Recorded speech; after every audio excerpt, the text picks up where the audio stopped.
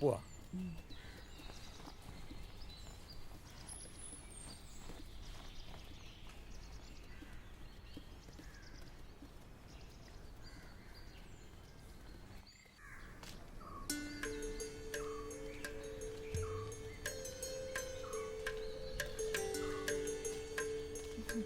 ആരോ ചേട്ടാ, ഒന്ന് പുറകിലോട്ട് തിരിഞ്ഞു നോക്കിയേ. ആ ചുവന്ന ബ്ലൗസ് ഇട്ട പെൺകുട്ടിയെ കണ്ടോ?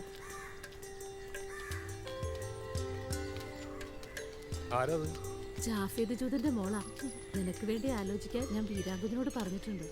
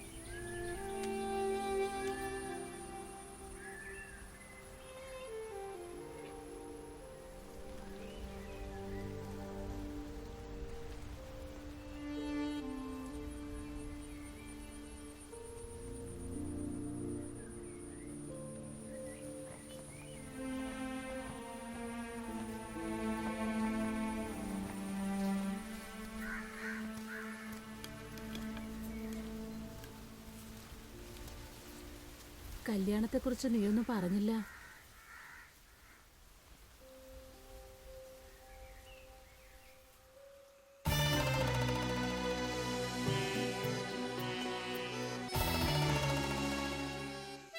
നമ്മുടെ വാവാച്ചിയുടെ അടക്കം ഈ കാണുന്നതെല്ലാം ജീവിച്ചിരിക്കുന്ന ചരിത്രങ്ങളാണ്. കാലത്തിന്റെ കുത്തൊഴുക്കിൽ ഇതെല്ലാം മണ്ണോട് മണ്ണാകും. വീണ്ടും ഓർമ്മകളെ പുതുക്കാൻ ചരിത്രങ്ങൾ രചിക്കപ്പെടും. മണ്ണുമായി ആത്മബന്ധമുള്ള മനുഷ്യൻ വിസ്മരിക്കപ്പെടും. അവരുടെ പേരുകൾ പോലും ചേർക്കാതെ ഭൗതികമായ വസ്തുക്കളിൽ മാത്രം കേന്ദ്രീകരിച്ച് ചരിത്രം നിർജീവമാകും. സപ്താത്ഭുതങ്ങളിലൊന്നായ പിരമിഡിന്റെ നീളവും വീതിയും ഉയരവും കൃത്യമായി രേഖപ്പെടുത്തിയ ചരിത്രകാരന്മാർ ആ ബൃഹത്തായ കരിങ്കൽ സൗധത്തിന്റെ ശില്പികളുടെ പേര് അറിയാതെ പോയത് എന്തുകൊണ്ടാണ്? ഉത്കൃഷ്ടമായ സിന്ധു നദീ സംസ്കാരത്തിന്റെ മഹത്വം വിളിച്ചോതുന്ന തീർത്ഥക്കുളങ്ങളും ധാന്യപ്പുരകളും നഗരവും സൃഷ്ടിച്ചവരെ കിരാതന്മാരെന്നും നിഷാദന്മാരെന്നും വിളിച്ച് പരിഹസിച്ചവർ പിന്നീട് അവരെ തൊട്ടുകൂടാത്തവരും തീണ്ടിക്കൂടാത്തവരും ദൃഷ്ടിയിൽപ്പെട്ടാൽ ഐത്തമുള്ളവരുമായി പ്രഖ്യാപിച്ചു. മഹത്തായ സൈന്ധവ സംസ്കാരത്തിലെ ശില്പികൾ എങ്ങനെയാണമേ ചരിത്ര പുസ്തകത്തിൽ ഇടമില്ലാത്തവരായി പോയത്.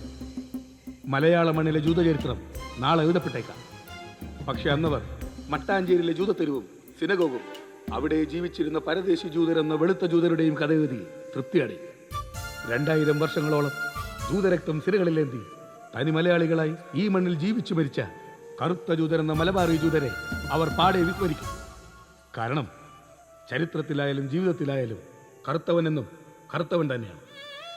അക്ഷരങ്ങളെ സ്നേഹിച്ച കാലം മുതൽക്കുള്ള ഒരു ആഗ്രഹമാണ് എന്നിലൂടെ കടന്നുപോയ ഒരു ജൂതചരിത്രം എഴുതണമെന്നുള്ളത്. ചരിത്രം കാലത്തിന്റെ കഥയാണ്. കാലത്തിന്റെ കഥയിൽ ജീവന്റെ കഥയുണ്ട്. ജീവജാലങ്ങളുടെ കഥ ഉണ്ടാകണം. ആ ജീവജാലങ്ങളുടെ കഥ ഞാൻ എഴുതുന്ന ചരിത്രത്തിൽ എനിക്ക് രേഖപ്പെടുത്തണം.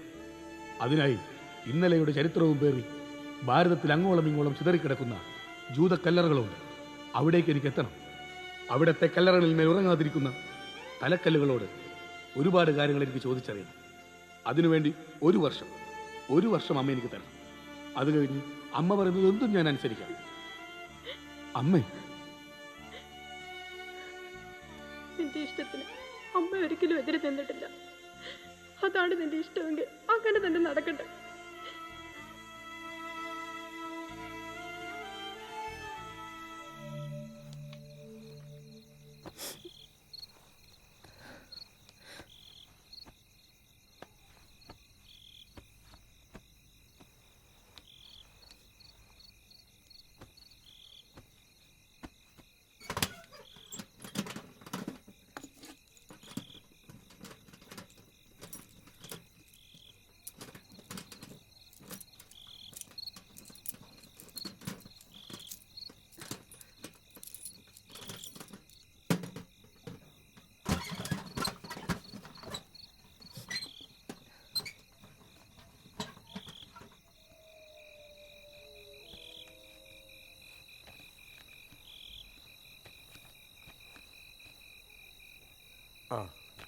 നാമിയാജൂതൻ തന്നതാ.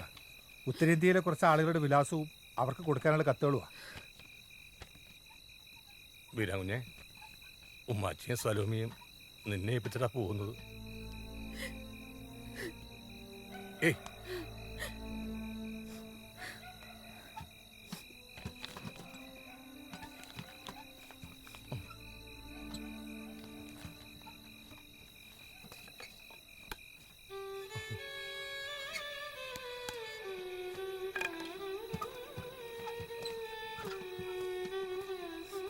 ഉമ്മാച്ചി,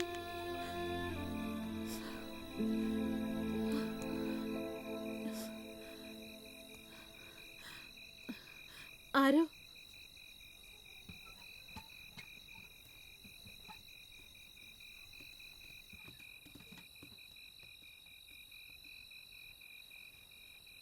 ഈ മിസ്സൂസ മോന്റെ കയ്യിലിരിക്കട്ടെ. എവിടെ പോയാലും ഇത് തൊട്ട് മുത്തിട്ടേ പോകാവൂ. അമ്മയുടെ ഒരു സമാധാനത്തിന്. തീയില്ലാത്ത ഒരു വർഷം. എന്താ ഉമ്മാച്ചി ഇത്? ഒരു വർഷം എന്നൊക്കെ പറഞ്ഞ പെട്ടെന്ന് അങ്ങോട്ട് പോവില്ലേ? ഞാൻ ഓരോ സ്ഥലത്തെത്തുമ്പോഴും ഉമ്മാച്ചിക്ക് ഓരോ കത്തെഴുതും. അത് വായിച്ചു തീരുമ്പോഴേക്കും അടുത്ത കത്തെത്തിയിരിക്കും. ഉറപ്പ്. നമ്മുടെ ഒരു ദിവസം തന്നെ ആരംഭിക്കുന്നത് ഒരു അസ്തമയത്തിലൂടെ അല്ലേ? എന്നും ഇരുട്ടിൽ നിന്ന് വെളിച്ചത്തിലേക്ക് നടന്നവരാണ് യഹൂദർ. അറിവ് തേടിയുള്ള എൻ്റെ യാത്ര തുടങ്ങാൻ പറ്റിയ സമയവും ഇതാണ്.